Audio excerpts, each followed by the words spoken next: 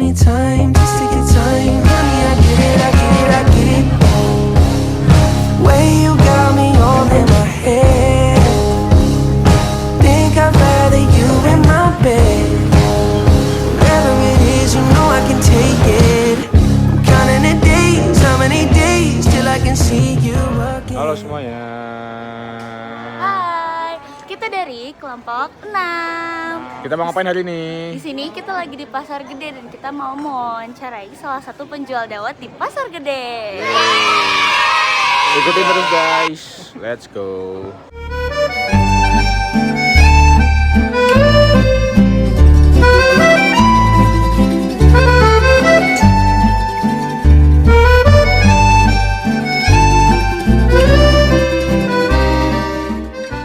Kenalin, kita dari mahasiswa psikologi UNS.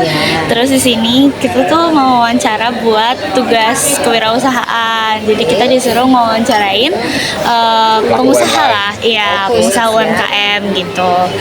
Nah, ini kan daripada nggak enak ya kita belum ada minum apa-apa. Aku pertama mau nanya dulu, iya mau nanya dulu ke ibunya dawetnya ada dawet apa aja karena kayaknya menarik banget, beda-beda. Dawet selase, dawet durian, sama kempol pleret. Kempol pleret itu apa ya? Ini dikasih gula sama santan. Nanti rasanya condong ke gurih manis.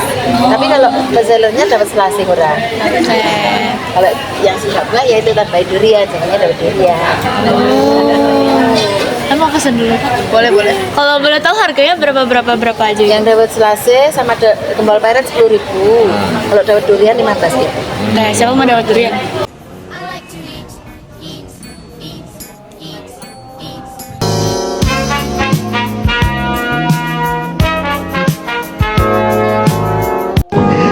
Sebenarnya perut saya sudah kenyang, tapi mulut saya maunya nyam-nyam terus. Cobain.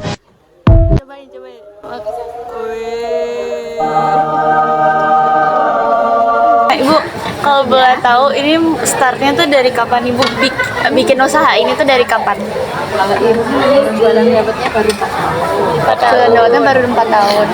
Tapi Sebelumnya itu jualan kue itu yang jaga ibu. Itu dari kapan? Wah, itu dari kapan? Itu dari tahun 97. 97. Jual buah.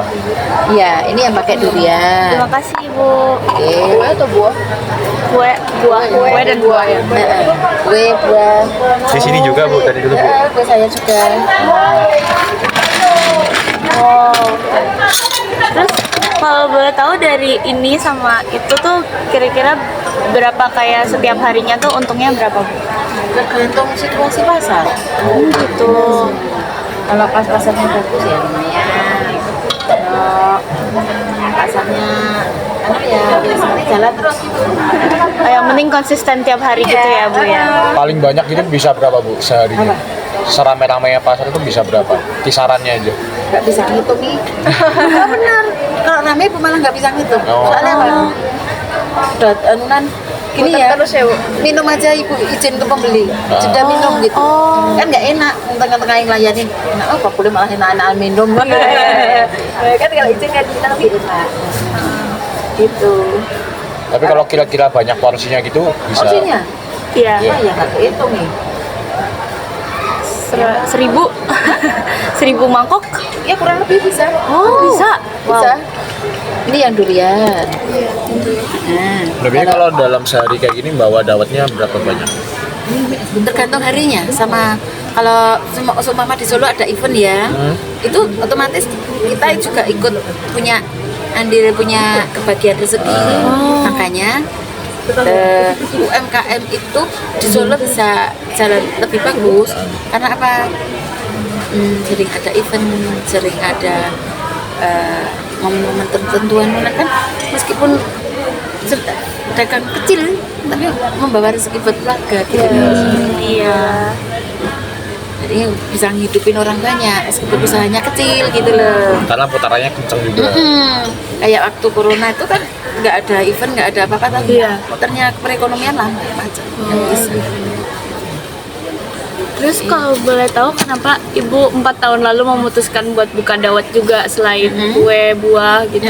Kan kalau siang gini kan banyak orang cari kuliner, terus Solo panas. terus ikonnya Pasar Gede kan memang dawet. Oh gitu. Termasuk ikonnya Pasar Gede itu dawet itu di luar sana banyak, tapi kalau di Pasar Gede beda. Apa ya? Orang Nah. banyak pengunjung yang bilang gini, kalau kesini kalau belum minum dawet katanya belum afdol, belum seru. Oh. Kalau belum minum dawet berarti belum pernah ke Pasar Gede gitu ya, Bu Gitu ya. katanya, pengunjung itu banyak yang bilang gitu. Terus kan berarti kan kalau ikonnya Pasar Gede itu dawet berarti kan banyak banget dawet kan, Bu? Iya, Nah, ada kira-kira 12-an sultan ada di situ. Oh. Iya. Berarti bedanya dawetnya Ibu sama dawet yang lain apa nih, Bu? Kalau raciannya semua hampir sama. Sesuai khasnya di Pasar Gede. Raciannya hampir sama, porsinya, harganya hampir sama semua. Gitu. Jadi nggak ada yang matok harga, tapi dengan sendirinya pedagang di sini itu saling itu, nggak ada sistem bunuh harga, Berarti persaingannya sehat lah ya. Terus dulu waktu mulai usaha dawet ini tuh modal awalnya berapa, Bu? Awalnya berapa ya? Soalnya ini barang-barangnya tuh ibu ngambil dulu, sore baru bayaran gitu juga. Nggak harus belanja pagi gitu loh. Oh.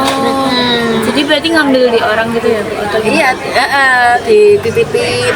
Selesai kayak mama nih, Kak Cendol kan yang bikin saudaraku, bukan aku sendiri. Ya, bikin tiap pagi, sore selesai jualan aku setoran gitu. Oh gitu. Bagi tugas kan. Iya. Soalnya produksi ini lama, nggak 1 jam selesai. Nggak. Kalau produksinya cepet nanti barangnya mudah rusak juga. Oh. Kan tanahnya beda. Kita itu di semua bidang ya, meskipun jadi pejabat, meskipun jadi pedagang, semua profesi itu kalau awal kan belum banyak orang kenal, otomatis nggak gitu. Ya pernah ibu satu hari itu cuma laku 2 mangkok pernah. Ya namanya usaha kadang kan naik. Kadang sehari itu baru dateng aja udah diantriin pembeli pernah juga. Karena kita kan nggak boleh menyerah, yakin Allah itu ngasih rezeki. Kita jangan mendahului berapa porsi rezeki kita nggak tahu. Allah yang tahu. Kira-kira kalau tantangan terberatnya tuh waktu apa, terus pas kenapa gitu, Bu? Pas apanya? Tantangan. Selama Iya, berjualan. tantangan selama berjualannya paling berat tuh apa, Bu? Paling berat itu karena nggak ada pengunjung. Pernah, Ibu? Iya pernah, pasar sepi banget. Sama Covid sekali gitu. nggak ada. Sepi. Ya ada pengunjung tapi nggak terlalu itu. Terus ya utama itu kayak di tahun ini bulan Agustus itu nggak terlalu banyak pengunjung. Karena apa? Bukan faktor apa? Faktornya di bulan Agustus itu banyak yang ikutin kegiatan lingkungan masing-masing, lingkungan sekolah, lingkungan kantor, lingkungan rumah. Ya yang namanya persiapan 17-an, lomba, jalan sehat. Nah, faktornya itu kan nggak ada orang keluar kan. Nah, kalau di sini itu awal Desember udah mulai naik. Ini aja udah mulai naik. Nanti kalau di akhir tahun, di Idul Fitri gitu, pol. Kalau di Idul Fitri itu ya, itu pagi sampai sore, sampai jam 7 malam kadang. Banyak orang mudik juga sih ya. Kalau Imlek sampai jam 8 malam, jam 9 malam. Masih tuh. Ibu masih layani, yang penting stok masih jalan terus. Kadang ya usahakan stoknya bikin sebanyak mungkin. Gitu. Soalnya meskipun di luar sana ada yang jualan dawet, mereka tuh pilih masuk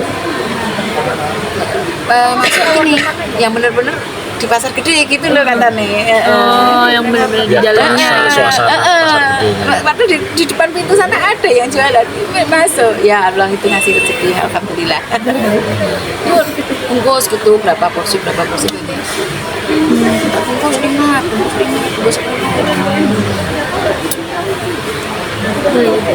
Ibu udah siap bungkus pakai ginian, tinggal mereka pakai berapa porsi bungkusin gitu.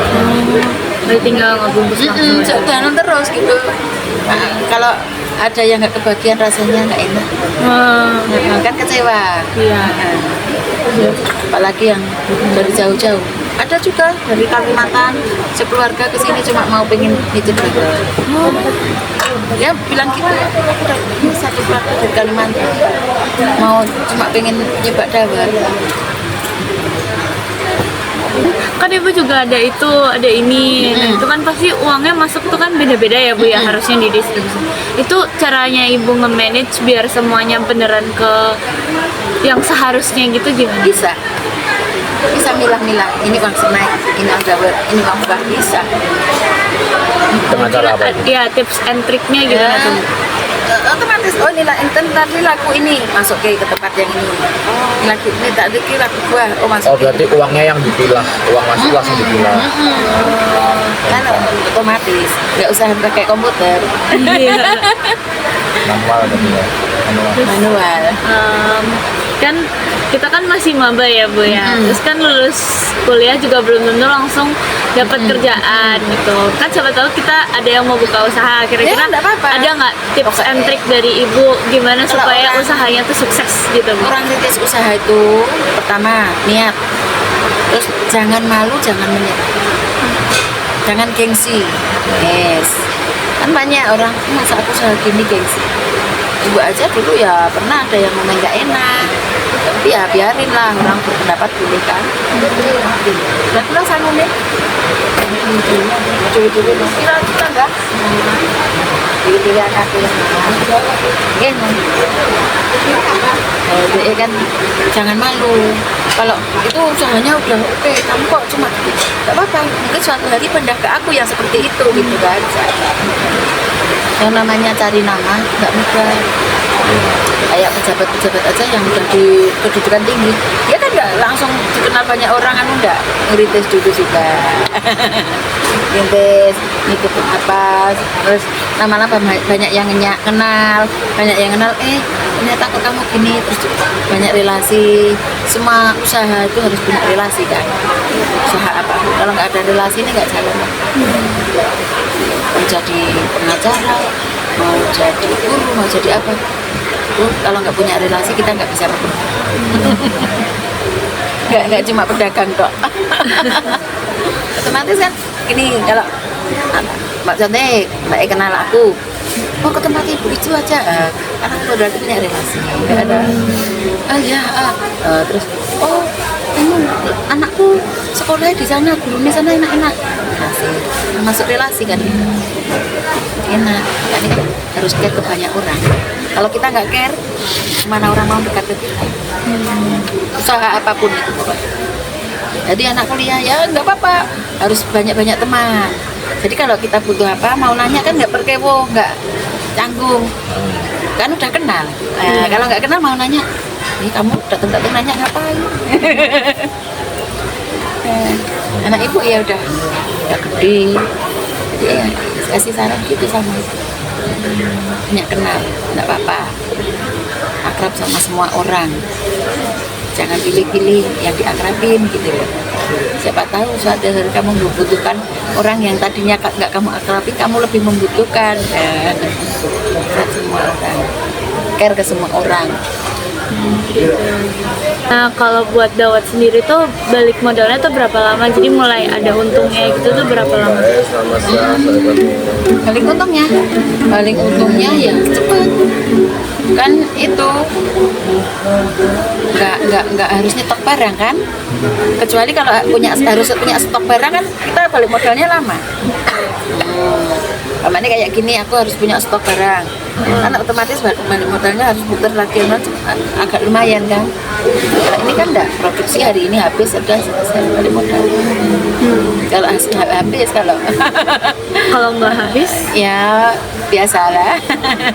jadinya nombok ya bu ya? Gitu. Biasa, karena harus siap semua tantang. Kan dari tadi udah ngobrol-ngobrol, tapi kita lupa nanya nama ibu. Oh iya. Lupa nanya kalau boleh tahu Nama nama ibu ibu. Wahyu. Wahyu. Tadi Mbak Kalau boleh tahu ibunya umur berapa ya? Ibu Iya, 40 berapa coba di 45. 45, 43. 49 bu. Jangan banyak tanya. 44. Oh, udah. Berarti ibu bikin usaha yang depan waktu masih muda banget tuh? Masih muda. Kan ibu gak kuliah, gak punya uang ya. Yang Pengen. penting sekarang ada. Pengen tapi nggak punya uang. Ibu dulu cita-citanya kalau kuliah itu ke isi. Oh. Kenapa? Karena ibu suka seni. Seni apapun suka. Tapi nggak kesampaian. Ya nggak apa-apa. Berarti ibunya asli sini dong, dari kecil sampai sekarang di sini? Ibu? Iya. Enggak. Udah selesai sekolah baru ke sini. Ibu ada itu kata-kata gitu buat teman-teman anak-anak muda Pesan apa-apa? Iya, apa aja terserah ibu. Ya bentar. Pokoknya kita jadi generasi muda ya, Mbak E. Semua masih semangat pantang mundur. Jangan malu bertanya, jangan malu berusaha. Terima kasih.